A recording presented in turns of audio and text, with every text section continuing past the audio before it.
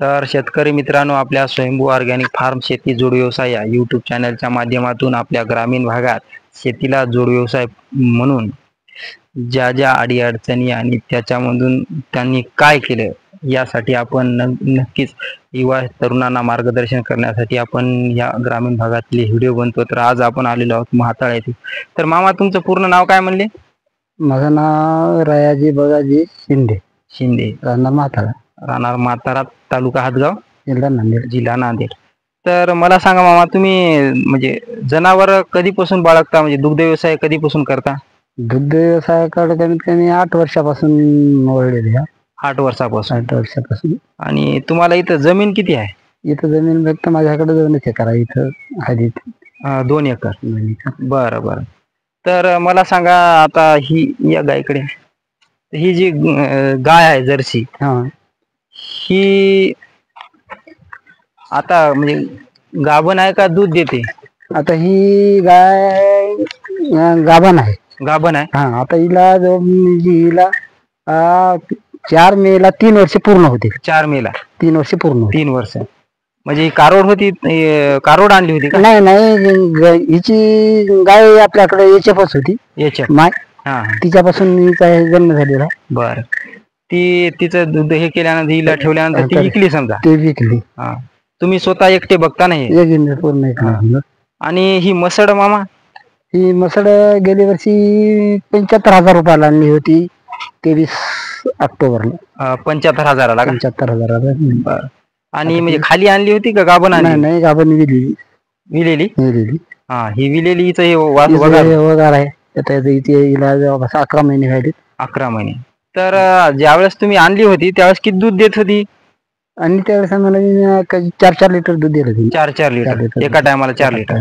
बरं. मग किती? 75,000ला आणली आहे. 75,000. आणि आता ही किती महिन्याची गाभण आहे?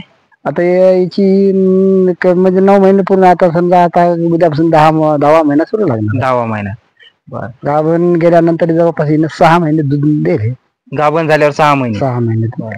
तर शेतकरी मित्रांनो, हे बघू शकता, हे मामा स्वतः आता शेती बघून हे शेतीला जोड व्यवसाय म्हणून दुग्ध व्यवसाय बऱ्याच वर्षापासून करतात.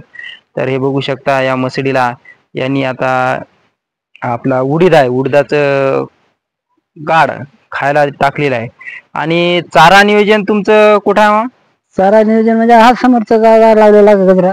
तर शेतकरी मित्रांनो, हे बघू शकता, हे इथं त्यांचा गजरा आहे या सोयाबीनच्या पलीकडं. आणि तिथून या जनावरांना हे खायला इथं चारा घेऊन येतात. आणि हे यांचं हे झोपडं,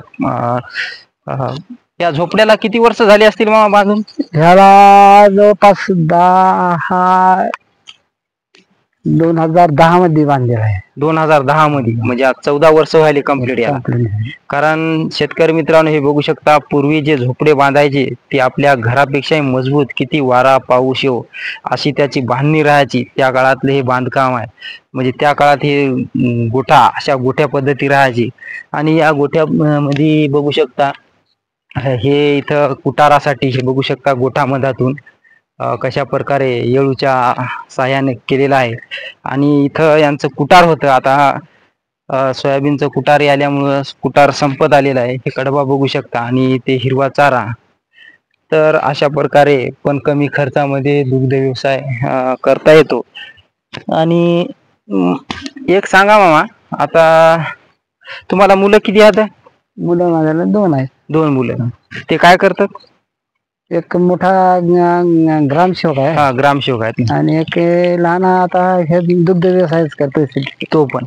म्हणजे मामानं या शेतीला व्यवसायावर मुलाचं शिक्षण पण केलेलं आहे. आणि एक मुलगा ग्रामसेवक आणि दुसरा मुलगा पण शेती पाहतो. तर मला सांगा, दुग्ध व्यवसायातून तुम्हाला काही अडचणी आल्या का करताना? दुग्ध व्यवसायामध्ये जाण्याच्या अडचणी येतात, नेण्याचा, बाहेर नेऊन टाकण्याचा, करण्याचा अडचणी येतात. पण ते करावंच लागते ना, अडचणीचा तसा. आणि जनावर आणताना काही एखादा किस्सा असा आहे किंवा तुम्हाला त्रास झाला, त्यामध्ये फसगत झाली तुमची? फसगत नाही झाल्या का? फसगत झाल्या. व्यापाऱ्याकडून म्हैस आणली. ह्याच म्हशीवर मला त्यांनी अगोदर जी आणली होती, व्यापाऱ्याकडून आणली, ती चारा खाईन, तिला ते वापस दिली. त्याच्यानंतर त्याला दुसरे पुन्हा 15-20 हजार रुपये देऊन ही आणली, त्याच्यामध्ये महागाईचं तर पुष्कळ अंतर येणार.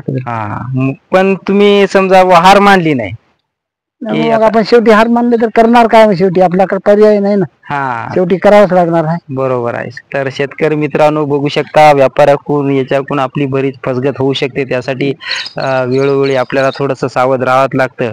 आणि हे बघू शकता यांचा परिसर, हे विहीर आहे आणि या विहिरीच्या बाजूला बघू शकता यांनी सूर्यस्कंद लावले. तर हे बघू शकता, मी आलो तेव्हा हे सूर्यस्कंदच काढू लागली. तर बघू शकता की जागेचा वायफळ वाया जाऊ न देता शेतकऱ्यांनी प्रत्येक जागेचा जर असा उपयोग केला तर त्याच्या काठूनही आपल्याला उत्पन्न मिळू शकतं. याचा अनुभव आपण यांच्याकडून नक्की शिकू शकतो. आणि हे सूर्यस्कंद कधी लावले तेव्हा? गेल्या वर्षी. 2 वर्षाचा माझा. 2 वर्षाचा. बरं. तर नक्कीच शेतकरी मित्रांनो हे बघू शकता, यांनी हे सौर ऊर्जा प्लेट पण घेतलेले आहेत आणि वड्याच्या काठाला यांची विहीर आहे आणि हे दुग्ध व्यवसाय पण चांगल्या प्रकारे करत. तर ज्या वेळेस तुमची म्हसड दूध देत होती त्यावेळेस तुम्हाला किती, म्हणजे हप्त्याला डेअरीला दूध देत असाल ना? डेअरीला. तरी अंदाजे तुम्हाला महिना किती येत गेला असं समजा दूध? 10 दिवसाच्या हप्त्यामध्ये 3032 रुपये येत होते. 3032.